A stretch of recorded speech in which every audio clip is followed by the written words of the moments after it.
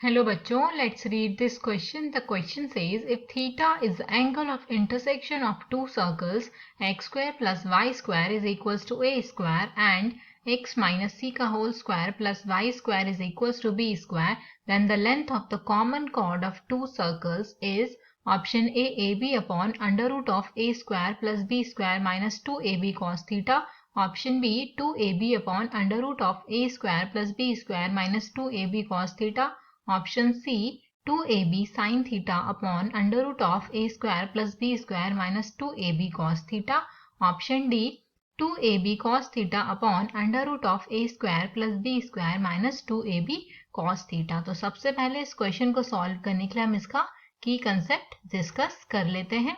तो हमें पता है कि अगर हमारे पास कोई ट्राइंगल गिवन हो ए बी और सी जिसकी साइड्स गिवन है तो उसके और यहाँ पे ए और बी के बीच में थीटा एंगल बना रहा है वो, तो उसके लिए कॉस थीटा की जो वैल्यू होती है वो होती है A square plus B square minus C square divided by 2ab के इक्वल। तो ये हम एक तो यहाँ पे यूज करेंगे एंड जो इस ट्राइंगल का एरिया होता है, area of this triangle, area is equals to area होता है 1/2 AB साइन थीटा के इक्वल। तो ये सेकंड जो पॉइंट है वो भी हम यूज करेंगे इस क्वेश्चन को सॉल्व करने के लिए। अब हमें यहाँ पर जो गिवन है हम उसको पहले डायग्राम की हेल्प से समझ लेते हैं। तो हमें यहाँ पर एक सर्कल गिवन है एंड दूसरा सर्कल गिवन है। हमें यहाँ पर ये दो सर्कल्स हमें यहाँ पर गिवन है, सर्कल है वो जो गिवन है that is x square plus Y square is equals to a square के इक्वल है। तो जो इसका सेंटर होगा उसको हम ए पॉइंट मान लेते हैं। तो ए के जो सेंटर है वो है 0,0 के equal and radius is equals to A के इक्वल है। तो सपोज ये एक पॉइंट है दैट इज ए और ये दूसरे सर्कल का पॉइंट है दैट इज बी।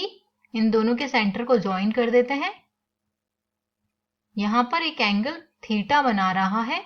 इसका जो रेडियस है छोटे वाले सर्कल का वो ए के इक्वल है एंड सेकेंड जो सर्कल है गिवन है वो हमें गिवन है एक्स माइनस सी का whole square plus Y square is equals to B square के इक्वल। तो यहाँ से बी पॉइंट, बी के जो कोऑर्डिनेट्स हो जाएंगे वो हो जाएंगे c,0, मतलब centre of bigger circle is c,0 और इसकी जो रेडियस हो जाएगी वो b के इक्वल हो जाएगी। तो AB वाली AB के बीच में जो डिस्टेंस है वो c के इक्वल हो जाएगी। तो यहाँ से जो cos थीटा की वैल्यू आएगी cos theta is equals to a square plus b square minus c square divided by 2ab के इक्वल हो जाएगा।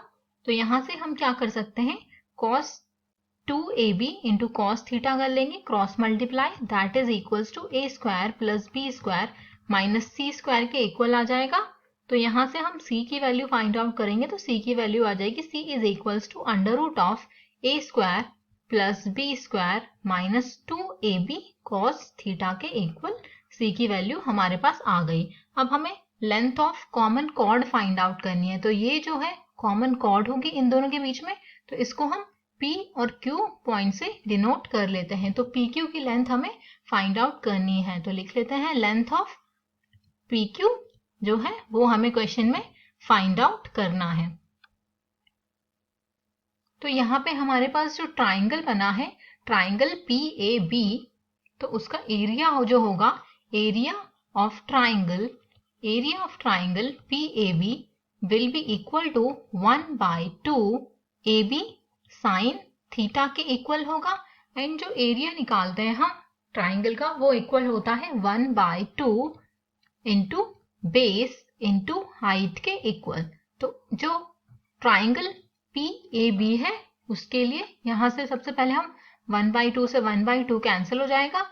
AB sine theta is equals to base into height के इक्वल आ जाएगा। तो ट्राइंगल जो PAB है उसके लिए जो बेस की वैल्यू होगी वो होगी C एंड हाइट हम H कंसीडर कर लेते हैं। तो यहाँ से AB sine theta is equals to C into H आ जाएगा। तो यहाँ से जो H की वैल्यू आएगी that will be equal to AB sine theta divided by C के इक्वल। ये हमारे पास H की वैल्यू आ गई।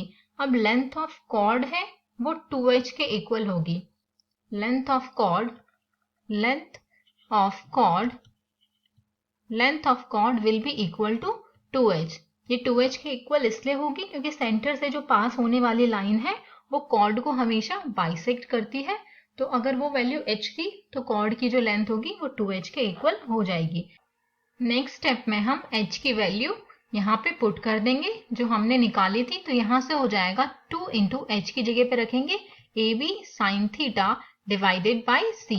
तो ये हो जाएगा 2AB sine theta upon C की वैल्यू हमने ऑलरेडी निकाली थी जो हो जाएगी under root of A square plus B square minus 2AB cos theta के equal. So this is the length of the chord. हमें यही पुट निकालना था। तो हम ऑप्शन में चेक कर लेते हैं कौन से ऑप्शन में गिवन आंसर है। So option C is the correct answer. Hope you all understood it well. Best of luck.